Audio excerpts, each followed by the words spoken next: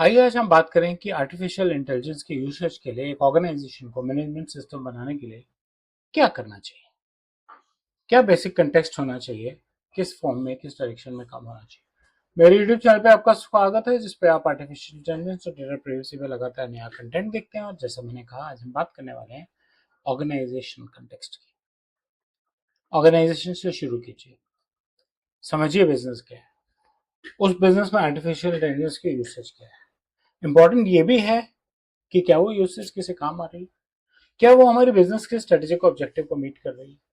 क्या artificial intelligence जो फटाफट रिजल्ट दे रहा है वो इतना बढ़िया रिजल्ट दे रहा है जैसे हम ह्यूमन देते थे। ह्यूमन ओवरसाइट जरूर है आर्टिफिशियल इंटेलिजेंस। कहीं कोई रिस्क तो इन्वॉल्व नहीं है, कहीं डेटा ब्रीच हो रहा है, कहीं फायरवॉल है, हमारी आईटी टीम इक्विप्ड ही नहीं है हैंडल करने की, तो डेटा ब्रीच हो सकता है। पर्सनल है या प्रोफेशनल है एक अलग बात है, लेकिन ब्रीच तो ब्रीच, डेटा लॉस तो डेटा लॉस है ना। तो क्या एक्यूरेसी क्या है, सेफ्टी क्या है, और इन दोनों को अचीव करने के लिए रिसोर्सेज क्या लग रहे हैं, ये समझनी बहुत जरूरी है। हमारे की कंस्ट्रेंट्स क्या है, और ये सब समझ के आपको स्कोप बनाना चाहिए। इंटरनली आपको ये चेक करना जरूरी है कि बिजनेस की स्ट्रेटजी में आर्टिफिशियल इंटेलिजेंस कहाँ कहाँ काम आएगी और किस हद तक असल में मदद कर पाएगी। क्या मैच्योरिटी लेवल है कंपनी में, अभी कंपनी का गवर्नेंस मैकेनिज्म क्या है, कंप्लायंस टीम है, आईटी वाले देख पाते हैं, क्या आईटी के फायरवॉल्स इतने सिक्योर हैं, क्या आईटी डेटा सेंटर में इतनी कैपेबिलिटी है कि हम इन हाउस एआई को होस्ट करके चला सकें। उसकी कॉस्ट क्या आ रही है, क्या स्किल्स हैं एआई को हैंडल करने के। यूजर के पास भी आईटी और होस्टिंग तो एक बात है, लेकिन यूजर के खुद के पास क्या स्किल्स है, क्या रिसोर्सेज हैं कंपनी के पास, ये बातें बहुत जरूरी है। हमारी कंपनी का कल्चर कैसा है, कहीं ऐसा तो नहीं कि कुछ लोग कहते हैं यार ये 2 एक्सेल शीटें हैं, इन पर 3 दिन लगे, 3 दिन लगा काम कर लेंगे ना। आप कह रहे हो यार 2 मिनट में रिजल्ट आ जाएगा और उसको चेक ही तो करना है, तो यार चेक कौन करेगा यार बैठ के, मैं 3 दिन में खुद ही करके दे दूंगा। कल्चर क्या है आपके ऑर्गेनाइजेशन, ऐसे एक्सटर्नल लॉज क्या है आपके देश में, क्या रेगुलेशंस है, क्या उनके एक्सपेक्टेशंस हैं, मार्केट की क्या एक्सपेक्टेशन है आपसे। एक्यूरेसी की परसेंटेज बहुत इंपॉर्टेंट है, बहुत इंपॉर्टेंट है। टेक्निकली जो नए नए चेंजेस आएंगे उनके साथ अडॉप्ट होना बहुत इंपॉर्टेंट है।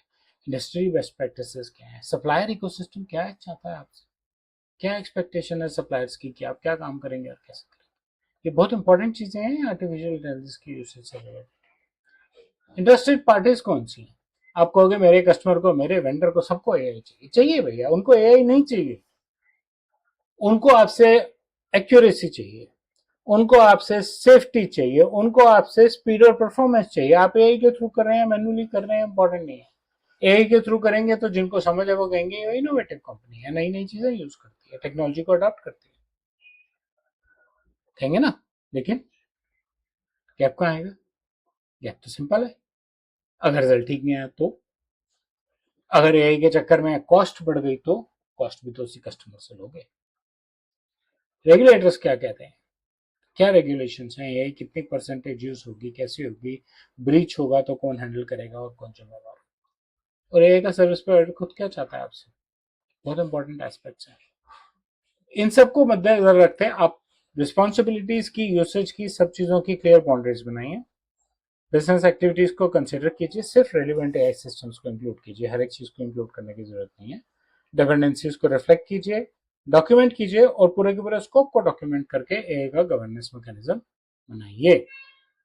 मुख्य बातें हैं, सबसे पहले कंटेक्स्ट आता है, सबसे पहले हमें ये बनाना पड़ेगा और बताना पड़ेगा कि हम क्या करना चाह रहे हैं और कैसे करना चाह रहे हैं। हमारे इंटरनल लिमिटेशंस और गुड पॉइंट्स क्या है, हमारे एक्सटर्नल लिमिटेशंस और गुड पॉइंट्स क्या है।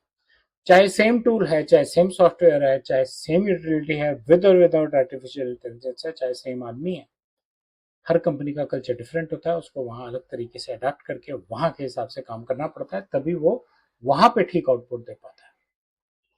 स्टेक होल्डर्स गवर्नेंस बनाते हैं, स्कोप में क्लैरिटी जरूरी है, और गवर्नेंस रियलिस्टिक होनी चाहिए। हाँ ये हो रहा है और ये ऐसे हो रहा है और ये होना चाहिए। गवर्नेंस इस एंगल से नहीं होनी चाहिए कि गवर्नेंस बनानी है तो बना दी। एआई के कंटेक्स्ट की सिर्फ इतनी ही चर्चा। मुझे उम्मीद है आपको कंटेंट अच्छा लगा होगा। पहले लाइक करना, मेरे चैनल को सब्सक्राइब करें और अपना फीडबैक कमेंट सेक्शन में शेयर करें। धन्यवाद।